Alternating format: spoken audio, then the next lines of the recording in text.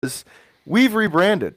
I feel, and I think everyone else listening and my co-host will agree here. This is more of a football podcast and more of a football company in general. So we decided to, you know what? Let's hone in on what we're really, really good at, and try to knock this thing out of the park. So we are now brought to you as Michigan Football Network, which means we cover all football happening in Michigan that we. Or the big teams, I should say, like Michigan, Michigan State, and the Detroit Lions. We may have, coverage of other teams throughout. Could be high school, could be college, but those are the ones we're really going to center on and focus on and talk about. So, with that being said, this week's show is only Lions. Next week, we can open it up and talk about a little bit more Michigan, Michigan State, and those kind of things. But for our first show, we're just going to lock in on what we really know, and that is Detroit Lions football, baby. And with that being said, we can kind of just segue straight into it because we ain't got shit else to talk about, which is just, ooh, it's so good. Now, I think at this point, people would rather not hear about the Tigers anyway. So it's like we'd probably just skip over that. We did just win, but yeah. That's valid. That's valid.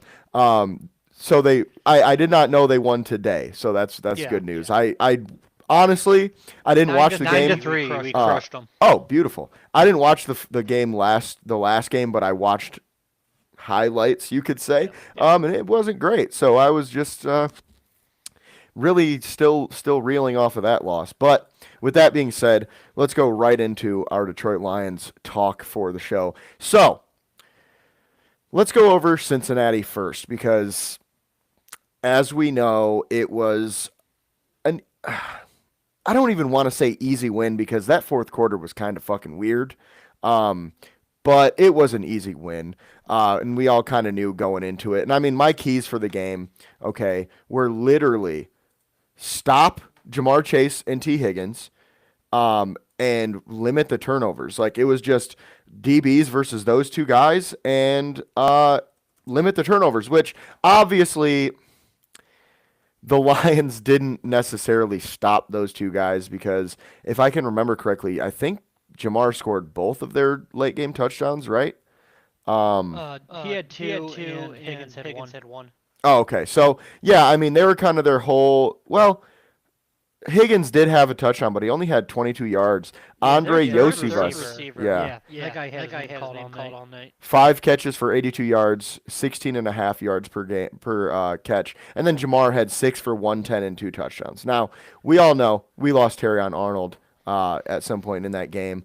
And obviously, we were already down DJ Reed. So, once those things happened, it was kind of like open season for Jamar Chase. And that's kind of what it felt like, too. I mean, the good thing is we did have 3 interceptions. So that kind of, made it, I'm not going to say okay that they kind of got cooked by Chase, especially at the end, but it makes it feel a lot better.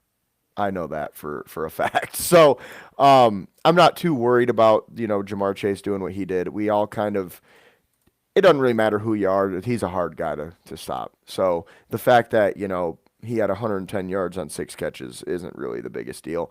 Obviously, Jake Browning, not a great, well, I was going to say game, but really not a great season from him yet so far. He has just not been hitting those numbers and I think it was maybe just 1 or 2 games a couple years ago when Burrow got hurt and he came in. It was like 2 or 3 games, like Monday Night Football or something. He had like 300 yards, and everybody was like, shit, we might be okay without Burrow. And then it was a pretty quick decline on that.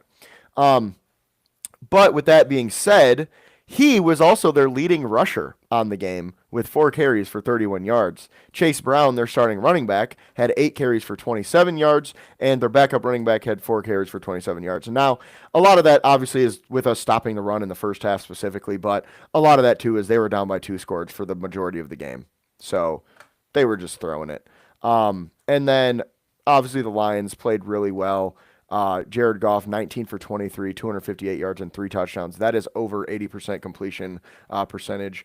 And then David Montgomery led the way, 18 carries, 65 yards and a tutty. And then Gibbs had 12 for 54. Amon-Ra, another great game, 8 receptions, 100 yards, no touchdowns though, which is kind of crazy this year. It seems like he's been getting at least one every week, which, guys, I'm going to blame myself because I told myself every week he scored. I'm like, I'm not going to bet on him to score a touchdown next week. I'm not going to do it. I'm not going to do it. I did it last week. And he didn't score. So I'm not going to do that again. And I'm just going to hope he just keeps the train moving because I will say I knew it was going to happen and maybe I just waited too long or whatever, but he literally was like 6 games in a row with a touchdown. That hurt. That hurt the heart, I will say. But I literally did tell myself I'm not going to do that because I knew it was going to happen. And then Sam Laporta, he had 5 for 92 and a touchdown, which his best game of the season so far. Really, really played well. And then Jahmyr Gibbs, 2 for 33 and a tutty. And then Mr. Isaac Tesla got his name called. 1 catch, 12 yards, 1 touchdown. We actually tweeted afterwards something like, he has 4 catches, 3 touchdowns, and it was with 4 hands total because 2 of his catches were with 1 hand. 3 catches and 4 hands total. And then Brock Wright, of course, he had his touchdown as well. 37-24, obviously was a really good win. Other than that, I really don't have too much to say about this game. Obviously, there was the fumble. Manu did not play well. It kind of is what it is at that rate. It's like we're going to see what happens next week because at the end of the day, you caught the dub. So, you know what I mean? As a fan, as a coach, you're like, all right, this guy. But as a fan, you're kind of just like, well, we'll see what they trot out next week because you never know who's going to be healthy. We don't know if Decker's going to be back. We don't know if McNeil's going to be back. Obviously, Arnold and Reed won't be back, but you know what I mean? We're going to see what happens there. But with that being said, what are your thoughts on last week's game?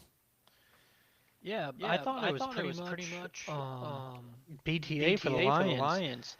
The Bengals scored 21 of their 24 all in the fourth quarter. After Terry Arnold got hurt. And I know Terry Arnold is sorry, I had an echo going here. He had a pretty brutal penalty that took away Hutchinson's safety. Thankfully, Barnes had one later in the game. But Hutch so far this season has had, I believe it's 3 sacks taken away via penalties this year. And I mean, I don't want to play the what-if game just because, you can what-if all day. But that would, I believe, make him the number 1 sack guy in the league. So he's looking pretty darn good. If I'm not mistaken, I believe he had 5 quarterback hits and 8 pressures. So, I mean, I know the Bengals O-line's nothing to write home about, but that's who he's going up against. So, I mean, you got to play your opponents. Kirby Joseph had another interception. And that one I almost I don't quite want to say don't know if I enjoyed it or not. Just because Terry Arnold was kind of camped underneath it, and Kirby just cut him off and stole it from him. So I'm glad at least one of them came down with it. But I really want Tyrion to get credit first because I think he's had 2 or 3 over the course of his career that have all got called back. So yeah, I know that's at least the. Oh, this one wasn't called back. I know he had one earlier. I want to say it was against Cleveland, but it was called back from offside or something like that. But one of these days, unfortunately, not soon because he's hurt. But he'll get one of these days. Hopefully sooner rather than later. And then like you said, they really weren't doing much on offense until we had the injuries up on defense. Chase got. I mean, like you mentioned, 6 receptions for 110 yards, 2 touchdowns. 90% of that production was on 2 catches. So One was a broken play. I mean, he's good. You just got to get a tip of your cap to him. And then the other one, Amik Robertson just did on double move. And I don't want to say slander, but I would knock him for that if he didn't have an interception earlier in the game, locking down Chase. So I mean, sometimes you win, sometimes you lose a rep, we move on. And then the only other thing, and I know you touched on it, but I want to go into a little bit more detail, is Giovanni Manu. Because he is getting a lot of heat online, and I don't think he played that bad. Now I will say he did not play well, but it was his first ever career start, and he was going against Trey Hendrickson. Like that's a tough assignment for anyone, let alone your first ever start. So for the predicament he was in, he did about as well as I thought he could, to be honest. Obviously, I do hope to see better moving on, but you don't face a Trey Hendrickson every week. So I just want to kind of throw that caveat in there because I don't know if that's something that the people out there are taking into consideration. And like I said, he didn't play phenomenal by any means, but I feel like when you give up, I think we just credited with two sacks. I mean, actually, since I have the box score in front of me, actually, I'll slightly back cut off if he allowed two sacks and 23 dropbacks. That is a little worse than I thought it was. I thought we had more passing attempts than that. And then the only other thing I wanted to add, just because I have box score in front of me, all the efficiency that Goff is having here. St. Brown had 8 receptions on 9 targets. Laporta had 5 receptions on 6 targets. Tesla 1 for 1. And I know Jay only had 1 reception, but he only had 1 target. So once again, he did what he could with what he had. And it's interesting to me because I don't think I've seen an offense like this before that legitimately they have 3 to 4 guys that could just each take over a game any given week. Like we've seen Geno have the 2 catches for 102 yards and a touchdown. Obviously, we've seen Brown take over a game. Laporta had almost 100 yards and a touch. And Tesla, if featured, I believe could take over a game. So I mean, it's a great problem to have, but it's a fun offense to watch.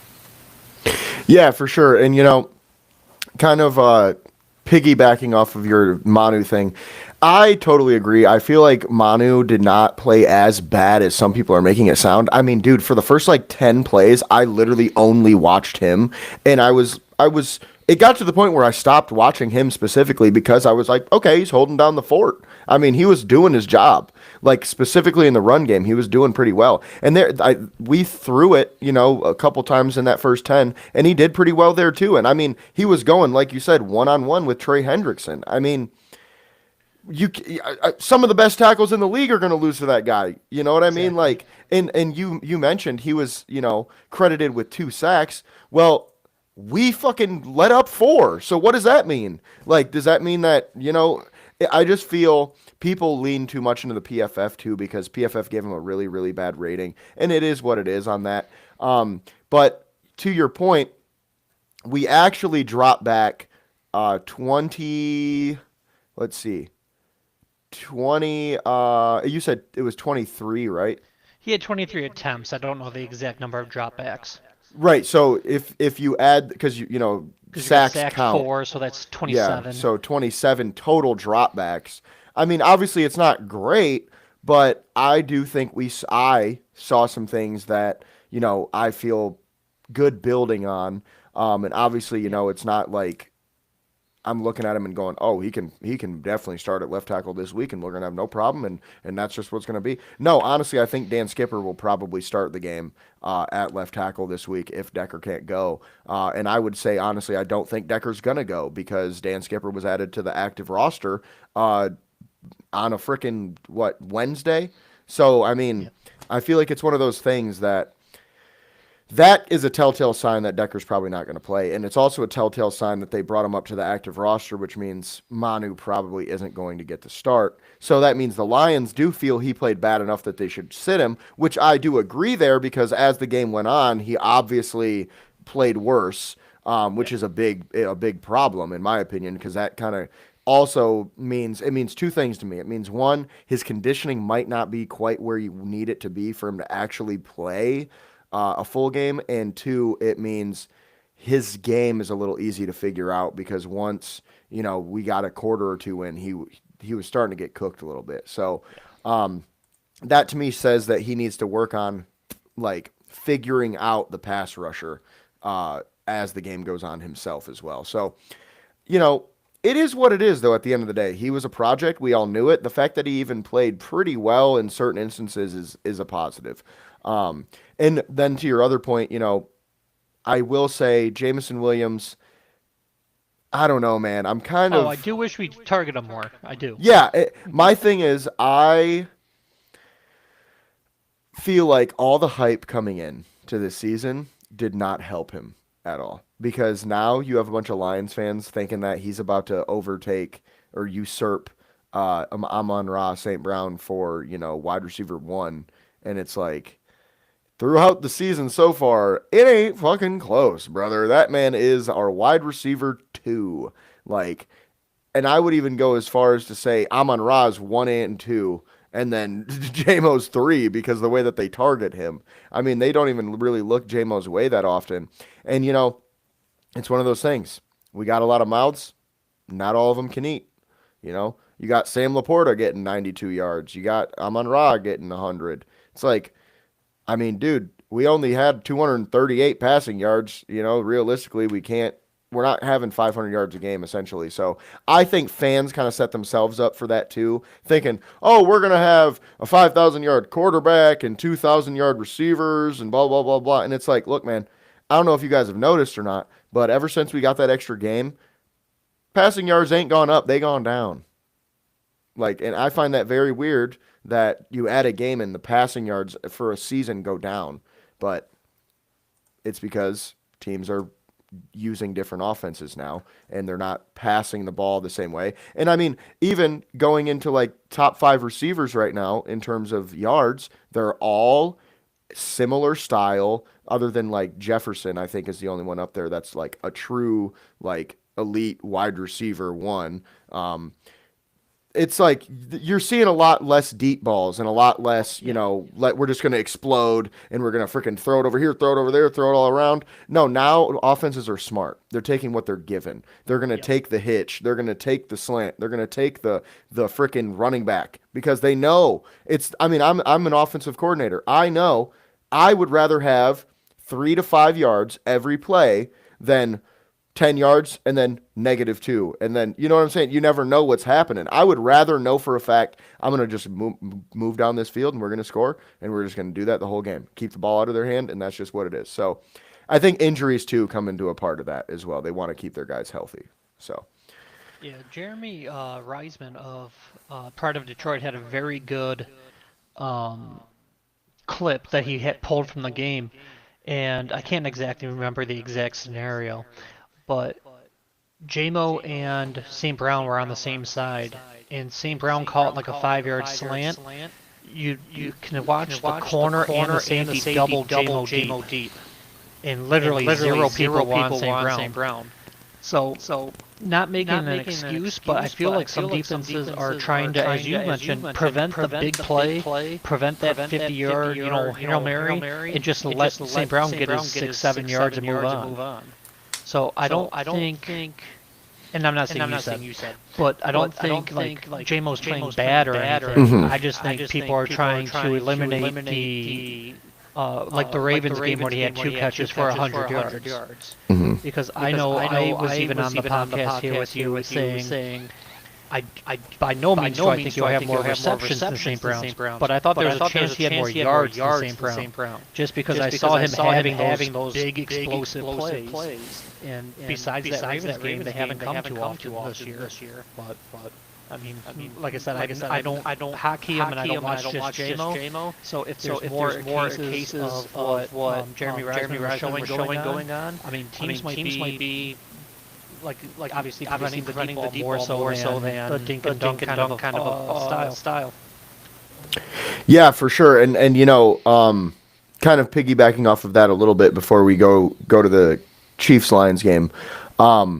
I was very surprised to see Amon-Ra didn't have as many yards as I thought when we had that conversation. And I do think that he might have his best statistical year this year, just based off how everything's going.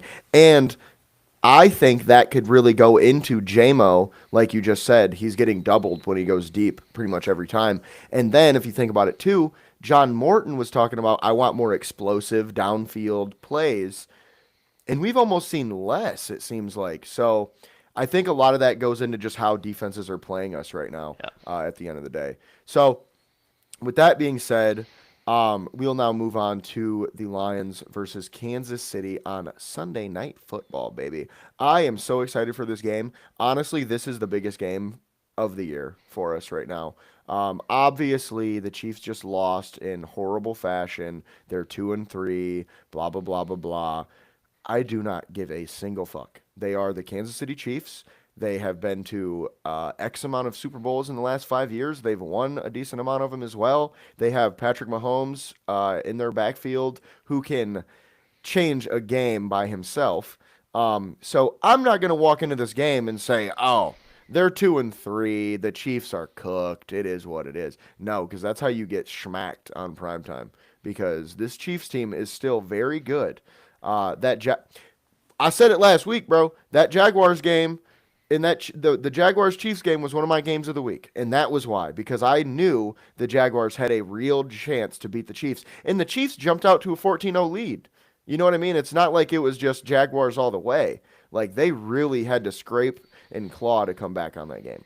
So, point being, obviously their record is not great.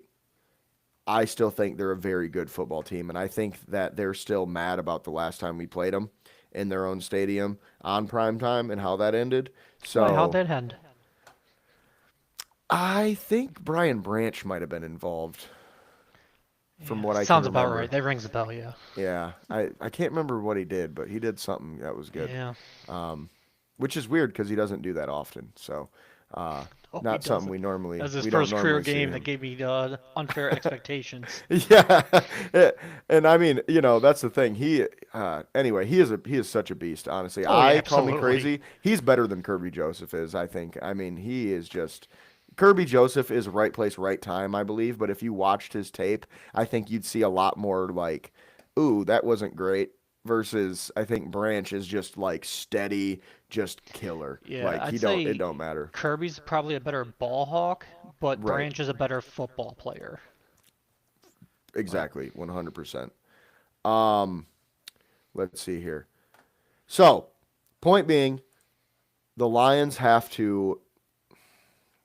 I think if the Lions lose this game, not only does it flip the season for the Chiefs, I think, depending on how we lose, I think a lot of fans, specifically, I don't think players, I think a lot of fans would be like, oh, so this is what we do? We can't beat the good teams. We beat all the bad teams, but can't beat any of the good teams because we played the Packers and lost and played the Chiefs and lost. So really, I think it's a huge game.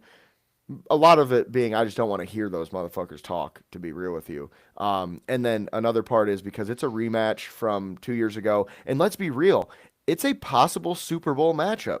Yeah. I mean, realistically, very possible. So this will be a really big, and I say biggest game simply because, like, dude, who have we played since the Packers? Let's be realistic.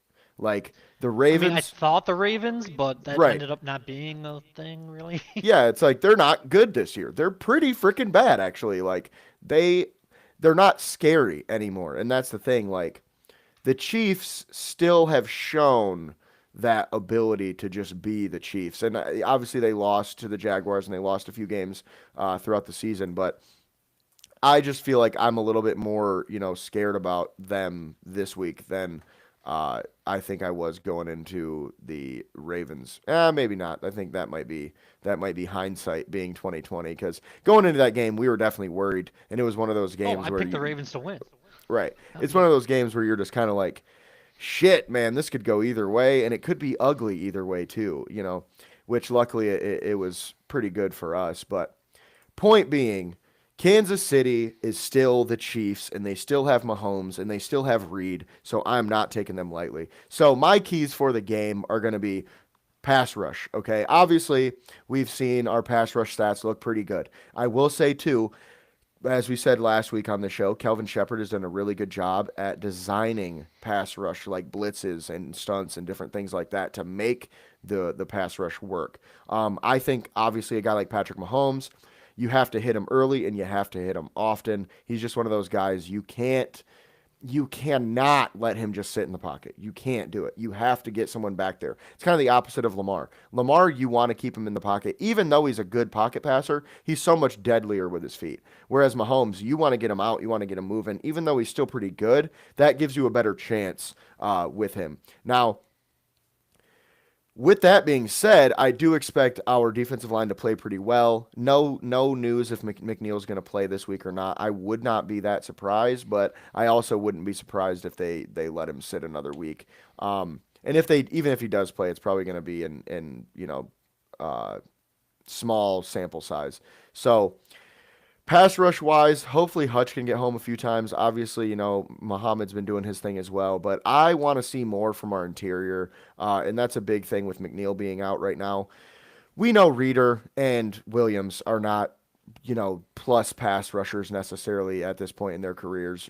Williams being really young as a rookie, he's more of a run stuffer, and then DJ Reeder, he was always a solid pass rusher, but not like insane. He's not really, I don't want to say he's not really making that big of a difference, because he is, but he's not a guy who's really going to push the pocket on a consistent basis.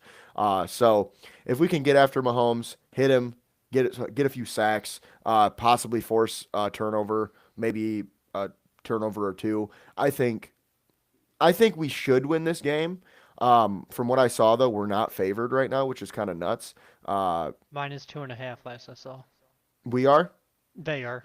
Oh, okay. They yeah, are which is by 2.5. Yeah. I guess that's valid, because when you're at home, you usually give the home team 3 points if it's a split. But I just feel like coming into this game, man, Kansas City has not played that great this year. The Lions have played amazingly outside of one game, so I don't see how they made that. The odds makers decided that, but it is what it is. With that being said, my second key of the game is just run the ball, man. We got to keep the ball out of Patrick Mahomes' hand, keep it out of that offense's hand. And if we can do that, I think it's going to come down to like clock management, who has time of possession, those kind of things. And then finally, the big one, the obvious one. Who's going to play corner? That's where I'm at. It's like, okay, who's going to even play corner this week? You haven't heard? It's me and you, man. Well, we're fucked. Good luck, Marquise Brown. You're going to score a lot of touchdowns. Pick him up in fantasy and start his ass. Because he's scoring every time he touches it. True. That's true. He's going to be 5 for 7 for 500 yards. Oh, absolutely. and yeah, 5 100%. touchdowns because he dropped 2 of them. Fair enough. No. Point being, obviously we talked about it a little bit last week, or actually, no, I'm sorry. That wasn't on the show. I did a radio show yesterday, and I'm mixing up conversations. Avonte Maddox is a guy that I think is going to end up playing some corner for us because we added him as a corner. He played some safety for us, obviously, to begin the year, but he was a corner throughout his whole career, mostly a slot guy. So I could see him playing for us pretty well. Excuse me. I think Trey Flowers might get some more looks this week. We also just added Arthur Mollett from the Baltimore Ravens, who was with the Texans this year, which actually we saw him at the training camp. And from what I can remember, it seemed like he was with their first or second unit. So he might be a pretty decent addition for us. He might end up playing a decent amount too. So that's something to keep your eye on. I'm worried about our DBs though this week. So it really all comes down to pass rush. Those guys are going to have to get home because our DBs are not going to be able to cover for more than a few seconds. That's just what it's going to be. I don't know if you mentioned him, and my apologies if you did, but Trey Flowers as well. Yeah, I did. Okay. And honestly, you're good. He's one of those guys too that intrigues me a lot, but I'm a little worried about because he's a little bit more of a zone guy. I feel like with playing in Seattle and things like that. He's got great size though. He's pretty versatile. I was gonna say I really like his size. Yeah, he's one of those guys that I've liked for a few years now. I mean, when we picked him up, I was pretty happy. But the fact that he was still a free agent, it's like, okay, what's going on with him? And I know he's coming off an injury and things like that. So is Mollett. So it's one of those things like injuries at this point. Most of the free agents, if they're any good, are coming off an injury, and that's why they're a free agent. So it's really just we're going to have to see if they're still going to play up to par. But those are my keys for the game. What are yours? One of the big ones I feel like that is going untalked about, and maybe some people don't realize because, to be honest with you, I only just discovered this 2 days ago. Do you know who is leading the Chiefs this season in rushing yards? Kareem Hunt. That would make sense. Is it Patrick Mahomes? Yep. Mahomes That's what I was going to say, but I felt like I was like, I don't know, that might be too obvious. I thought you were going to say some wild shit like Juju Smith-Schuster somehow. Oh, jeez, no. He's just getting end arounds every game. Yeah, Mahomes has less attempts than Pachenko and Hunt, but more yards. And he also leads them in rushing touchdowns. So, obviously, Mahomes has always been mobile. I wouldn't call him a scrambler, but he's always been mobile. But I thought we would have to respect their run game a little bit more than that. So I feel like if we can spy Mahomes the same way we spy Jackson, because even with saying Mahomes has the most rushing yards and most rushing touchdowns, he's not Lamar Jackson. So if we can, I mean, we really kind of held Lamar in check in terms of running and whatnot. So if we can kind of do that same game plan and apply some pressure on Mahomes, I'm not too worried. Like, I know we're down corners, as you mentioned. They're down receivers. Like, they still don't have Rice. I mean, I get they played the whole season without Rice, but it still helps. I think we'll see, starting next week, a brand new Chiefs offense once he comes back. And I'm really glad we don't have to face him. I know Thornton's been pretty good this year, but as I mentioned in other podcasts, he's not that oh shit player that I'm like, here comes Thornton, how the hell are we going to stop him? Like, no, like I said, no offense, he can still make plays, but I'm not going to lose sleep over it. And I just feel like the Lions are a much more well-rounded team. Don't get me wrong, I do think Casey's going to come to play. It's in Kansas City, but they're also 2-3 for a reason. I am a supporter of you are what your record says you are. We're 4-1, they're 2-3. Now, any given Sunday, anything could happen, as you mentioned with Jacksonville beating Kansas City last week. And one of my games of the week last week was Denver versus Philly. And I mean, look at Denver coming out on top. So. I knew that was going to be a closer game than a lot of people thought, but I don't know if I had total faith that that was actually going to happen. But even with us being the 4-1 team, then being the 2-3 team, as you mentioned, they're favored. So I do find that a little strange. I do not bet on sports often at all. Maybe 3 to 4 times a year. I might have to put something down on the Lions here because I can't believe we're getting points. But I mean, Vegas knows stuff we don't. So yeah. And then the only other thing I'll say. In terms of key to the game is I know he didn't look good on that final play against Jacksonville, but I want to see how our inexperienced interior lineman handled Jones. Like I know he kind of had that. I don't want to say meme, but that polarizing I would play. say meme. It's been memed for sure. Just standing there and watching the play. He reminds me of like half my JV team. I hope they don't listen to the show, man. No, if they do, they know what I'm saying. But yeah, he's just standing there watching Trevor Lawrence score the game-winning touchdown, and I'm like, well, if that's what he's going to bring to the table against us, please and thank you. But he can absolutely be a wrecking ball, and Mahogany and Ratledge kind of haven't quite faced a guy of his caliber yet. So that's the other thing I would keep an eye on for this game.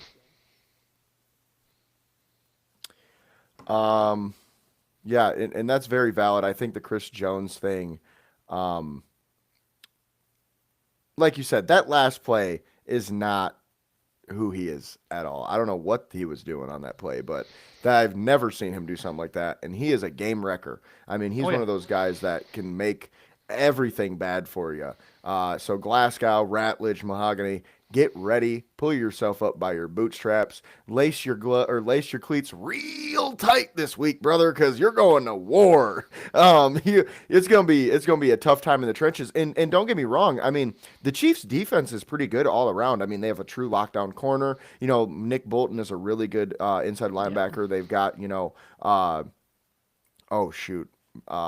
what's his name? Muma. That was their other guy. They have what's the other? The linebacker, Chad. Oh shit! What is his last name? Chad, and he's a linebacker. He plays outside linebacker. Anyway, point being, he plays outside linebacker, and he's pretty fucking good too. They have a lot of really good players on defense, and Chris Jones is obviously the key there. But they also have Trent McDuffie at corner. They have some solid safeties too.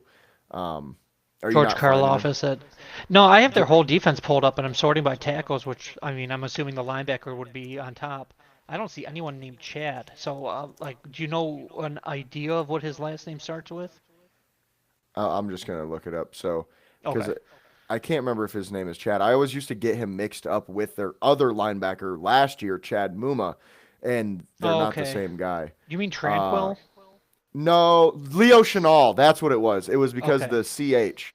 That's why I always got tripped up. Leo Chenal is a very, I think, underrated linebacker in the NFL, as well as Drew Tranquil. He's a pretty good player too. So I think, honestly, their defense is, I don't know if I'm going to say better this year than their offense, but it's been pretty neck and neck simply because, like you mentioned, they don't have Rashee Rice right now, who is their clear wide receiver one, and they are really, really missing him. And like you mentioned, Patrick Mahomes leads their team in rushing. So, yikes. That's not very good when you have two backs who are pretty freaking good. I mean, Pacheco and Hunt are both solid backs.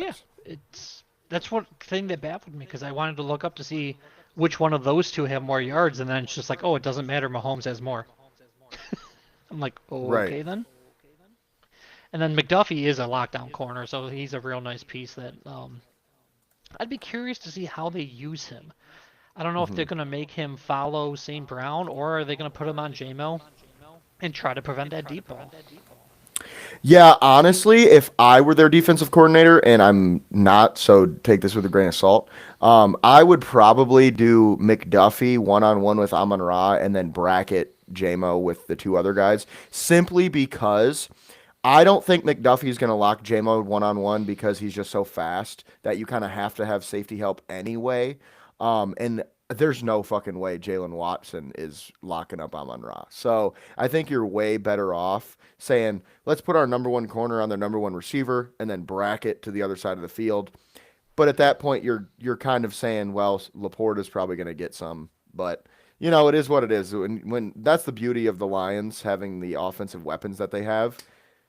Defense is just, there's no way to stop it. You just have to try to slow it down.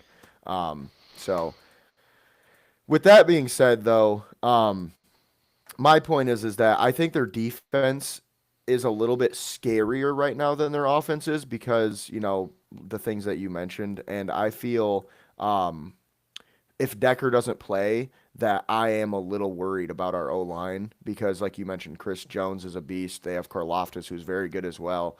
And then they also have uh, Mike Dana, who is pretty underrated, I think. And then they have guys like Derek Nottie and Jerry Tillery off the bench to rotate in at defensive tackle. They So like to blitz, those are all pretty Bolton solid too. players. Yeah, exactly.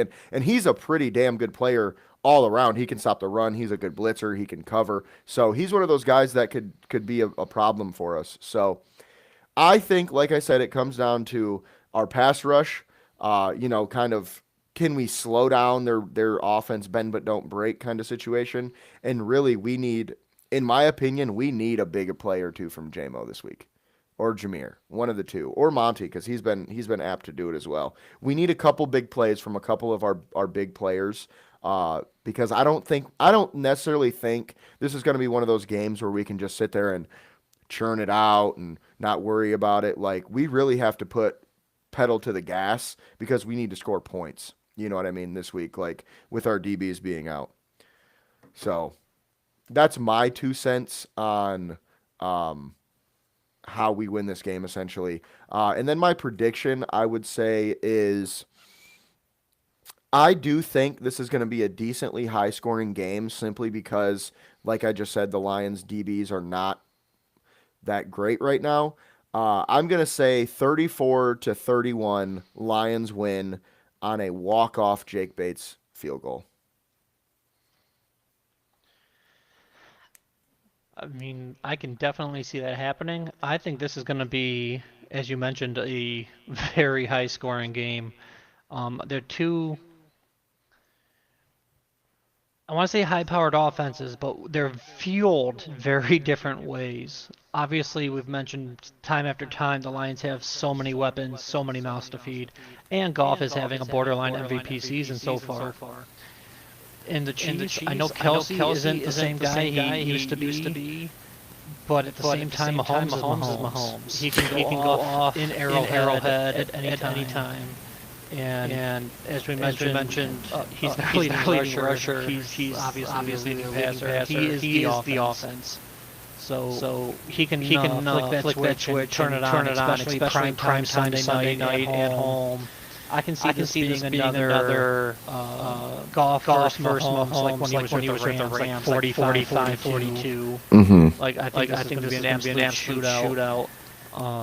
But that being said, I'll say the score is somewhere in there, but I do think the Lions pulled this out.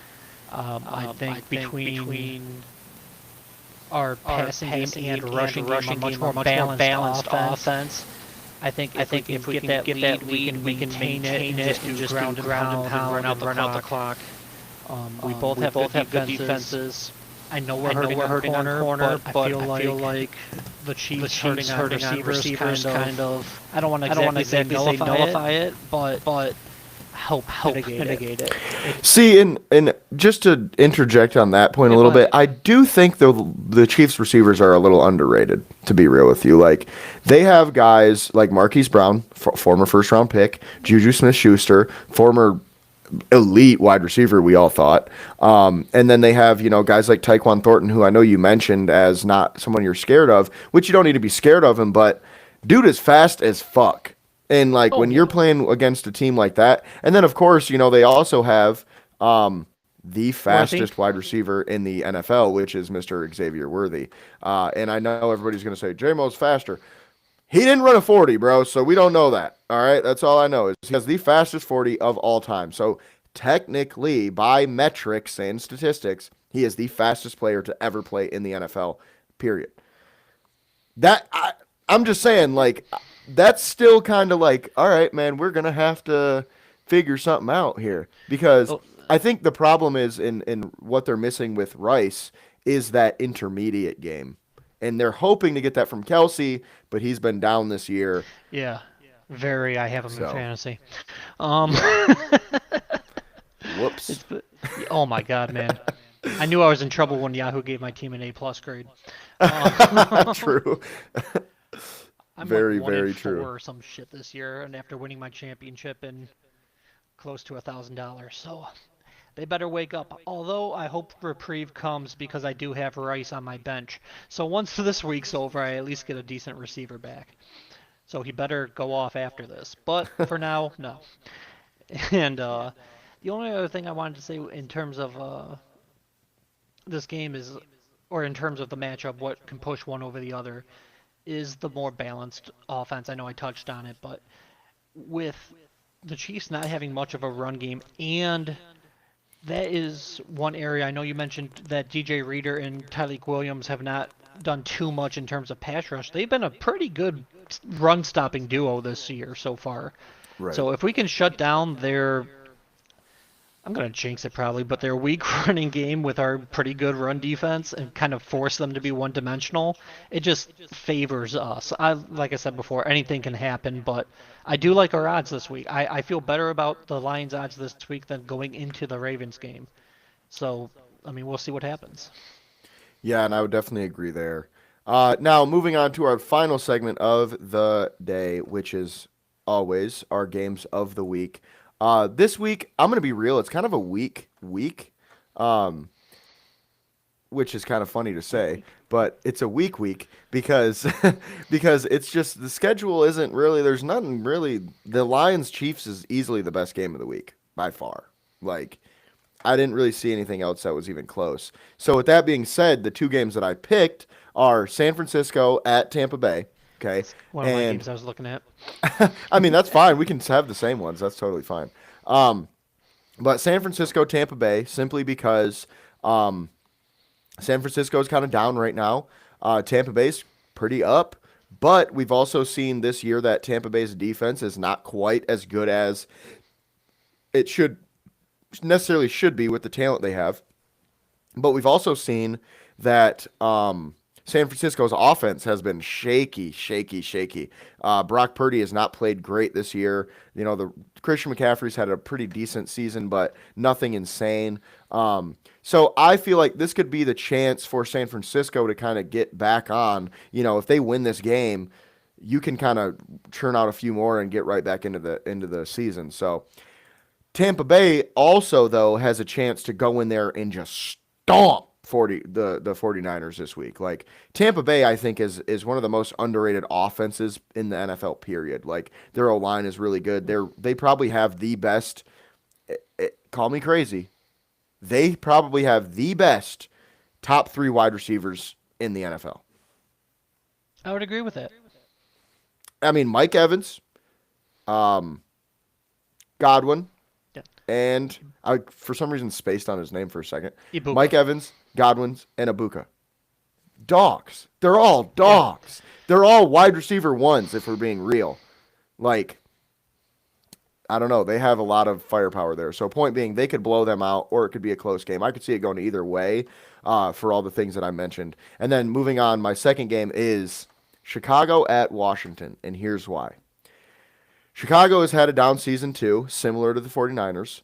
Washington, however, I'm not going to say they're having a down season by any means, but they're not as scary as we thought they would be coming into the season with all the additions that they made, which obviously Jaden Daniels, has been hurt and all these things have happened. But I, as a Lions fan, was like literally, I mean, I don't know if you remember, but we talked about this a few times. They're one of the scariest teams, I think, coming out of the offseason just because of all the changes, the additions that they had.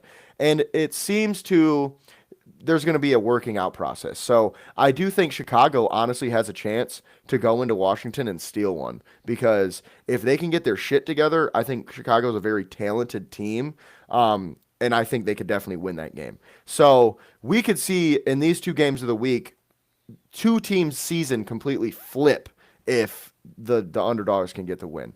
But with that being said, very similar, I could see Washington really just putting it on Chicago kind of like we did. So up in the air, but those are my games of the week. What are yours? I will do an audible real quick, but one of my games I will select this week will be the Seahawks versus the Jaguars. The Jaguars have been a pretty fun team to watch. Like, they just took down KC. They have been a team I won't say a fan of by any means, but they have been kind of my alternate Lions team for a couple years. Several years ago, I really wanted Josh Haynes Allen, and they took him one pick before we I think it was T.J. Hawkinson that year. And then I really liked Miles Jack coming out of LSU, and he went to Jaguars. And then I was really hoping Hutch did not go to the Jaguars. And thankfully he didn't. He came to us. But I feel like our paths, or at least my path as a fan, and I don't want to call myself draft fan, have been interlaced with the Jaguars. They have several players that I really liked coming out of college, and I feel like they're the AFC Lions. In my lifetime, they haven't won anything. They have been one of the I hate to say it this way, but over the course of my life, one of the more embarrassing teams, even though they are doing much better right now. And excuse me. And it reminds me a lot of the Lions, because most of my life the Lions were kind of exactly 0-16, but now we are a powerhouse. Jacksonville is 4-1 and appears to be very legit. And then they have a great young tandem of receivers with Brian Thomas and Hunter. Trevor Lawrence is starting to look a little better. I will say I did think he was going to be a better player at the next level than he so far has shown. Travis Etienne, who even I wrote off as a bust, kind of is surging this year. And the Seahawks as well have not been playing bad after getting rid of Geno Smith, who obviously that's not working out for the Raiders. But they're 3-2 this year. 3-2 4-1. The Seahawks have one of the better running back duos with Walker and Charbonnet. So I just think there's plenty of electric game-changing players to watch in this one. So that is my first game of the week. And my second is if you have watched the program before, I do try to pick, but I think would be an intriguing matchup. It won't always be the two best teams. And this week I am looking at the Titans versus the Raiders. They are both 1-4 teams. They are both in the bottom five in the NFL. And this is a game that can, even though it's only week 6, have major draft implications going forward. And obviously it's too early to draft. But this is kind of one of those games where in week 15, 16, 17, they'll be like, oh man, if only that one would switch. And this is probably going to be a bigger game in the long run than a lot of people think.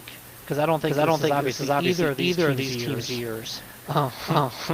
But it's also a matchup of two of the more intriguing prospects in last year's draft. You got Cam Ward, the number one overall pick, and Ashton Jeanty, who some people had as the number one player in the draft.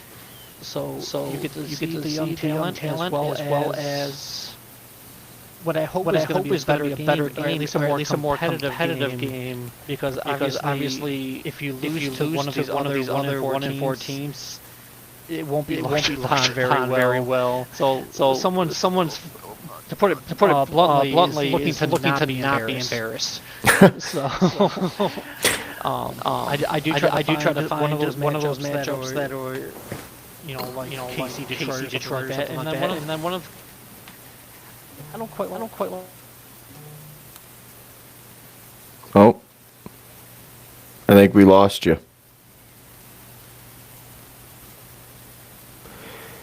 Well, I think we lost him, but with that being said, that'll do it for this episode, the inaugural episode of Michigan Football Network. We appreciate you guys for watching. You know what to do. Like, comment, and subscribe. You can find me at JSoSweet, him at Gullet_James, and both of us at MIFB Network. Once again, we appreciate you guys for watching. And, oh, he's back. No, that's fine. I was done talking. Show now, nope, so. Yep, I was done. All right. So, we'll see you guys next week.